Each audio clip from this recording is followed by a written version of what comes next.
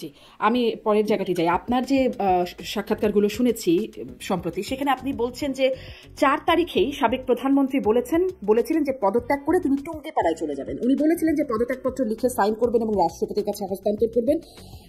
যেই প্রশ্নটি করতে চাই, তিনি কি আসলে পদত্যাগপত্র সাইন করেছিলেন? যদিও এটি খুব বেশি পরবর্তীতে মানে সাইন করা বা না করার মধ্যে এই বর্তমান বাস্তবতায় সেটি আর খুব গুরুত্বপূর্ণ না হলেও এটি একটা অনেক বড় আলোচনা তুলেছিল। আপনি দেখেছেন রাষ্ট্রপতি প্রায় অপসারণ হয়েই যাচ্ছিলেন এই বিতর্কের সূত্র ধরে।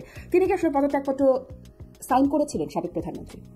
দেখুন, মাননীয় প্রধানমন্ত্রী শেখ হাসিনা বঙ্গবন্ধু, উনি কিন্তু এবার প্রধানমন্ত্রী হতে চাননি। ওনার কিন্তু গতবারই সর্বশেষ ওনার টেনিয়র থাকার কথা ছিল, যেটা উনি বারেবার বলেছিলেন। কিন্তু উনি শেষের দিকে এসে সিদ্ধান্ত নিয়েছিলেন যে উনি এবার নির্বাচন করবেন এবং আওয়ামী লীগ বিজয়ী হলে উনি প্রধানমন্ত্রী হবেন। এর কারণ হচ্ছে, আপনারা জানেন যে গত টার্মে যেটা হয়েছে, কোভিড আসলো। কোভিড আসার পরে আপনার একটা লম্বা সময় ধরে আমাদের যে উন্নয়নের যে কর্মসূচিগুলো, এগুলো কিন্তু ধারাবাহিকতা রক্ষা করা গেল না। একটা ইমার্জেন্সি সিচুয়েশন আমরা ডিল করলাম। কোভিড শেষ হতে না হতেই আসলো যুদ্ধ, ইউক্রেন রাশিয়া যুদ্ধ। গোটা বিশ্বের এনার্জি মার্কেট টালমাটাল হয়ে গেল এবং পুরো পৃথিবী জুড়ে বাজারের উপরে যে একটা প্রভাব পড়া, ইনফ্লেশন বেড়ে যাওয়া। তো উনি ফিল করছিলেন, যতটুকু আমি জানি, যে ওনার আগের যে টার্ম, সেই টার্মে উনি 3 বছর থেকে 3.5 বছর উনি লুজ করেছেন, হারিয়েছেন ইন এ সেন্স। ওনার কতগুলি স্বপ্ন ছিল, কতগুলি ইচ্ছা ছিল। যেমন ধরেন, উনি চেয়েছিলেন যে বাংলাদেশে একটি মানুষও গৃহহীন থাকবে না, প্রত্যেকটি মানুষকে যাতে গৃহায়নের ব্যবস্থা করা যায়। এরকম আরো কতগুলি টার্গেট উনি সেট করেছিলেন। দারিদ্র বিমোচনের ক্ষেত্রে ওনার কিছু টার্গেট ছিল। তো ওনার প্ল্যান ছিল, টার্গেটগুলি যদি শেষ করা যায়, উনি যদি লক্ষ্যমাত্রাগুলো পূরণ করতে পারেন, উনি রাজনীতি থেকে রিটায়ারমেন্টে যাবেন। এটাই ওনার প্ল্যান ছিল। এবং রাজনীতি থেকে রিটায়ারমেন্টে যাওয়ার পরে ওনার ইচ্ছা ছিল উনি টুঙ্গিপাড়ায় চলে যাবেন, ওখানেই থাকবেন। এটা কিন্তু ওনার আগে থেকে ঘোষণা দেয়া এবং ওনার বিভিন্ন সময় প্রাইভেটলি উনি ডিসকাস করতে এগুলো বলতেন। কিন্তু যেহেতু আপনার কোভিড-19 এবং তারপর যুদ্ধ বিগ্রহ, এগুলোর কারণে 3-3.5 বছর নষ্ট হলো। মানে আমরা ইমার্জেন্সি ডিল করতে করতে সময় পার হয়ে গেল। মানে যে লক্ষ্যমাত্রাগুলো ওনার আগে ভিশন যেটা ওনার ছিল, সেগুলো তো আর উনি পূরণ করতে পারেননি। এই জন্য উনি এই টার্মে এসে আবার প্রধানমন্ত্রী হলেন এবং উনি চাচ্ছিলেন ওগুলোকে, ওই লক্ষ্যমাত্রাগুলো অর্জন করতে। যে কারণে আপনি দেখেছেন উনি গৃহায়নের যে প্রকল্পগুলি নিয়েছিলেন এবং আরো বেশ কিছু বিষয় ছিল যেগুলো কিন্তু উনি সত্যিকার অর্থে করতে দিয়েছিলেন। তো এটা আমি এই কারণে বললাম, কারণ ওনার সবসময় ওই ইচ্ছা ছিল রাজনীতি থেকে উনি রিটায়ারমেন্টে চলে যাবেন এবং যাওয়ার পরে উনি টুঙ্গিপাড়া যাবেন।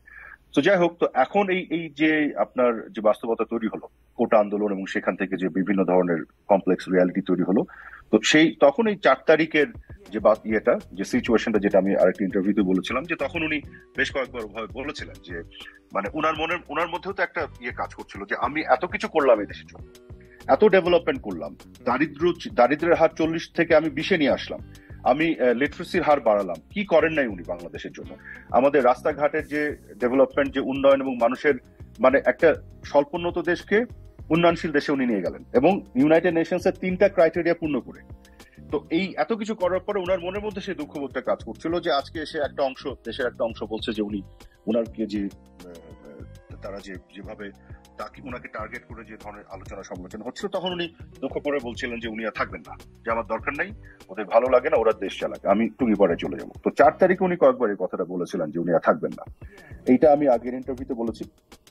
তো কাজে এই যেটি বলা হয় যে 5 তারিখ উনি পদত্যাগপত্র সাইন করেছিলেন, তিনি থাকবেন না, এই সিদ্ধান্তটা বা এই ভাবনাটা তার মধ্যে কাজ করছিল।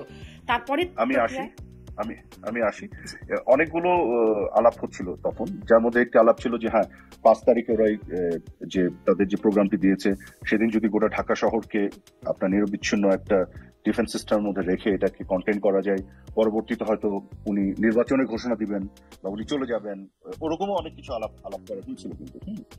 তো যাই হোক, তারপরে 5 তারিখে যেটি হয়েছিল, 5 তারিখে তো না, অনেকে যে বলে যে 5 তারিখ উনি নাকি জিত করছিলেন, ক্ষমতা ছাড়তে চাচ্ছিলেন, এটা ডাহা মিথ্যা কথা।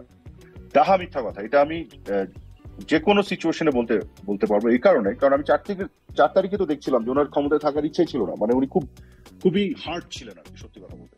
যাই হোক, তো 5 তারিখের ঘটনাটা যেটা আমি জানি, উনি যেহেতু নিজে প্রপোজ করলেন উনি থাকবেন না, উনি চলে যাবেন, এবং উনি মূলত যেটা করতে চেয়েছিলেন, উনি বঙ্গভবনে যেতে চেয়েছিলেন, গণভবন থেকে পদত্যাগপত্র লিখে সেটা সাইন করে এবং সেই পদত্যাগপত্র জমা দিতে। কিন্তু সত্যি কথা বলতে যে সেই যে পদত্যাগপত্রটা, সেইটা কিন্তু আর রাষ্ট্রপতির কাছে নিয়ে যে জমা দেওয়া হয়নি। সাইন করা হয়েছিল অফিসিয়ালি, সাইন করা হয়েছে কি হয়নি এটা কিন্তু আর ম্যাটার করে না। যদি ধরেন সাইন করা নাও হয়, আপনি বা হয়, পদত্যাগ পত্রটা কিন্তু ফিজিক্যালি থাকতে হবে এবং সেই পদত্যাগ পত্রটা হ্যান্ড ওভার হতে হবে রাষ্ট্রপতির কাছে। আপনি যদি অফিসিয়াল জায়গা থেকে চিন্তা করেন, যেহেতু এটা করা যায়নি, তার আগেই ওনাকে অনেকটা ফোর্স করে, জোর করেই ওখান থেকে ফিজিক্যালি রিমুভ করার জন্য তার হেলিকপ্টার উঠিয়েছেন, বাধ্য করেছেন এবং দেশের বাইরে পাঠিয়ে দিয়েছেন, যে কারণে ওই কাজ, ওই ফর্মালিটিসটা কিন্তু আর করা যায়নি। এবং আজকে আপনাকে আরেকটা তথ্য দিই আমি, ইন্টারেস্টিং একটা তথ্য, সেটা হচ্ছে যে 3 দিন পরে, 5 তারিখের পরে, 6, 7, 8 তারিখে সম্ভবত শপথ নেওয়ার যে বিষয়টি হলো, 3 দিন পরে যখন প্রফেসর ইউনূসের নেতৃত্বে অন্তর্বর্তীকালীন সরকারের শপথ নেওয়ার বিষয়টি হলো, তখন কিন্তু এই পদত্যাগ পত্র খোঁজা হয়েছিল, কিন্তু পদত্যাগ পত্র কেউ কিন্তু খুঁজে পায়নি। যাই হোক, সেটা অন্য ডিসকাশন, বাট সেটি আসলে রাষ্ট্রপতির হাতে পৌঁছায়নি, কারণ এমন একটা সিচুয়েশন ক্রিয়েট করা হলো, এমন একটা সিচুয়েশন ক্রিয়েট করা হলো যেটা এটা হলো না। কিন্তু ক্ষমতা উনি ছেড়ে দিতে চেয়েছিলেন, উনি হয়তো যেটা চেয়েছিলেন যে উনি বঙ্গভবনে যাবেন, পদত্যাগ পত্র হস্তান্তর করবেন, নতুন একটা সরকার হবে, সেটাকে উনি ওভারসি করবেন। মোহাম্মদ আরাফাত, আমি একটু এখানে জানতে চাই যে আপনি বলছিলেন যে তিনি আসলে ছেড়ে দিতে চেয়েছিলেন এবং তিনি রিটায়ারি করতে চেয়েছিলেন, তার মধ্যে কি এখনো সেই ইচ্ছাটা আছে যে তিনি আসলে রাজনীতি থেকে অবসর গ্রহণ করবেন? কারণ তাকে আমরা রাজনীতিতে এখন সক্রিয় বা বিভিন্ন জায়গায় বক্তব্য, নানান রকম কথাবার্তাও বলতে শুনছি, এবং তিনি যদি ক্ষমতা ছাড়তেই চান তাহলে তাহলে তিনি পরবর্তীতেও নিজেকে প্রধানমন্ত্রী দাবি করছেন বা করলেন কেন? আমরা এমনকি ট্রাম্পকে দেওয়া শুভেচ্ছা বার্তাও তাকে প্রধানমন্ত্রী, বাংলাদেশের প্রধানমন্ত্রী হিসেবে শুভেচ্ছা বার্তা পাঠাতে দেখেছি। এগুলো কি আসলে খুব ভালো হচ্ছে?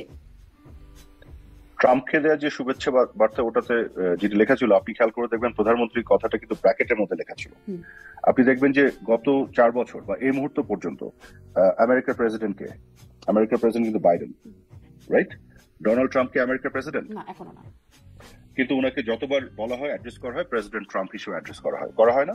ওয়ান্স আপনি প্রেসিডেন্ট, আপনাকে কিন্তু বলা যেতে পারে প্রেসিডেন্ট, এটা কিন্তু সাবেক বলাটা নেসেসারি না, এবং এটা কিন্তু একটা ফিগার অফ স্পিচ, একজনের পরিচয়ের সাথে সেই জিনিসটা রিফ্লেক্ট করানোর জন্য।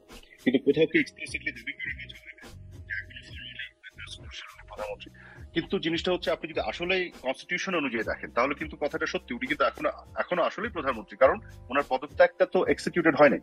এটা একটা। দ্বিতীয় জিনিস, আপনি যেটার সাথে যেটা মেলাচ্ছেন, উনি যদি ক্ষমতা ছেড়ে দিতেই চান, তাহলে এখন কেন অ্যাক্টিভ হচ্ছেন এটা বলছেন, কারণ আজকে বাংলাদেশটা কোথায় চলে গেছে, আজকে দেশের অবস্থাটা কি? কাজে এই মুহূর্তে তো উনি রিটায়ারমেন্টে যাওয়ার প্রশ্ন আসে না। উনি রিটায়ারমেন্টে যেতে চেয়েছিলেন একটা শান্তিপূর্ণ ট্রানজিশনের মধ্য দিয়ে, সেই ট্রানজিশনটা তো হয়নি।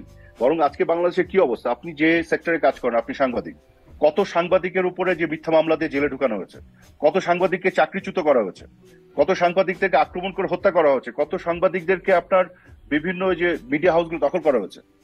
আর পলিটিশিয়ানদের কথা বাদ দিলাম, আজকে শাহরিয়ার কবিরের মতো একটা মানুষ, জাস্টিস শামসুদ্দিন চৌধুরী মানিকের মতো একটা মানুষ, তাদেরকে জেলে নিয়ে যে ফ্লোরের মধ্যে রেখে দিয়েছে। কি অন্যায় করেছে তারা? এরা কি খুনি? এরা কি ধর্ষক? আপনার মোহাম্মদ জাফর ইকবাল, প্রফেসর জাফর ইকবালের মতো একটা মানুষ, তার বিরুদ্ধে তারা মামলা দিয়েছে, কি মানবাধিকার বিরোধী মামলা। এবার তো এই যে ঘটনাগুলি ঘটছে, এই বাস্তবতায় কি উনি ওনার দায়িত্ব এড়াতে পারবেন? এটা তো পারবেন না, যে কারণে উনি এই ফাইটটা করছেন।